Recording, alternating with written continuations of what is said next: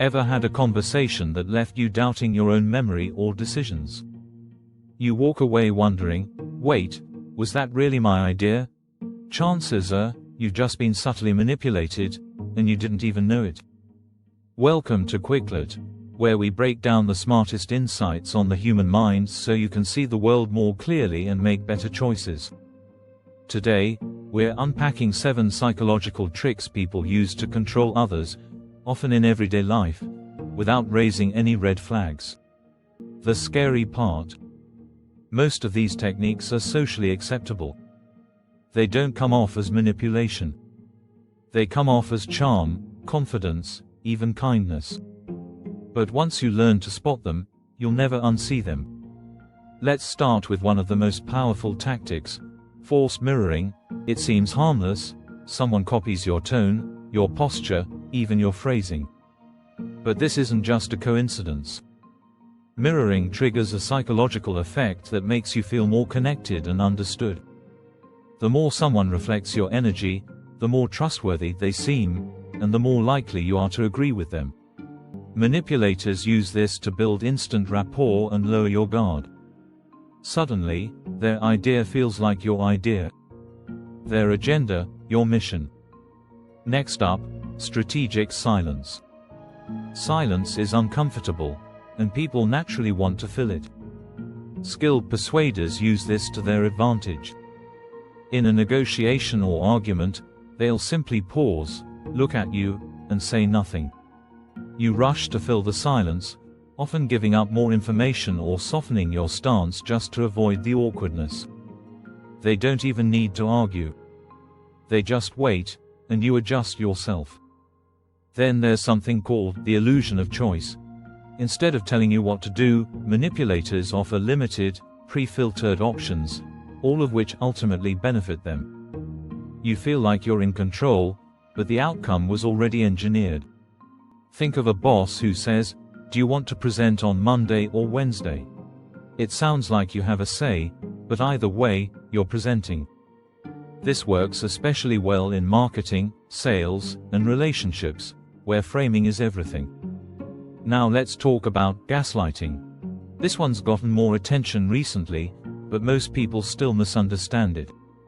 True gaslighting isn't just lying, it's a calculated attempt to erode your reality. You might hear things like, "You're remembering it wrong," or "That never happened," or even, "You're overreacting." Again, over time, you begin to question your own perception. Your confidence cracks. And that's when control becomes easy, because now, you rely on them to tell you what's real. Another subtle trick is breadcrumbing.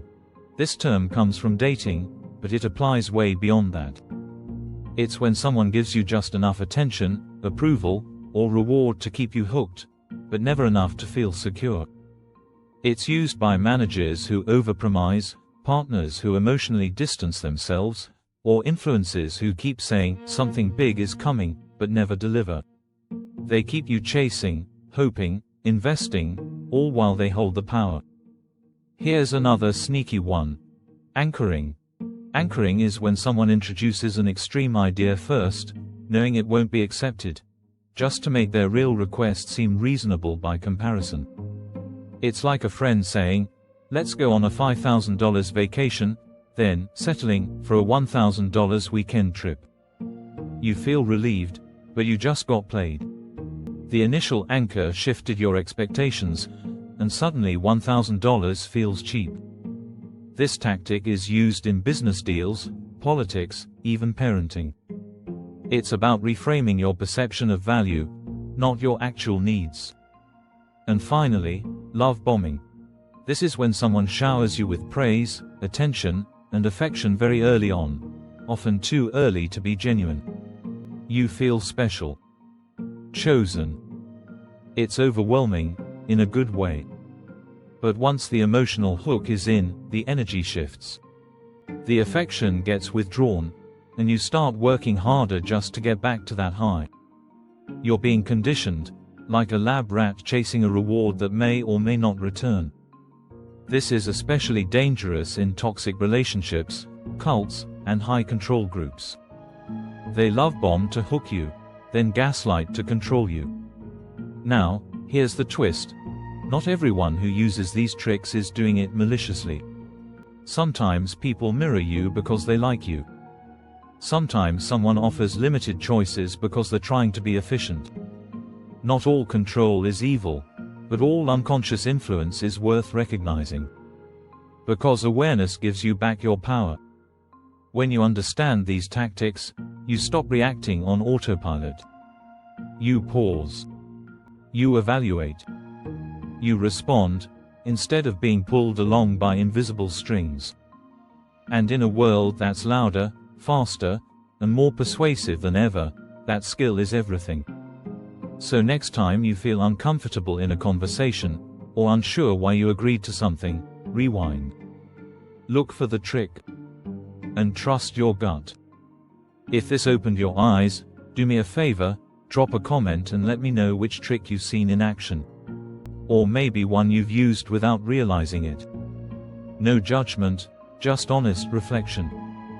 And if you want more psychological deep dives and smart insights that help you understand the world better, hit that subscribe button and ring the bell. This is Quicklet, where we break things down so you can level up. Stay sharp out there.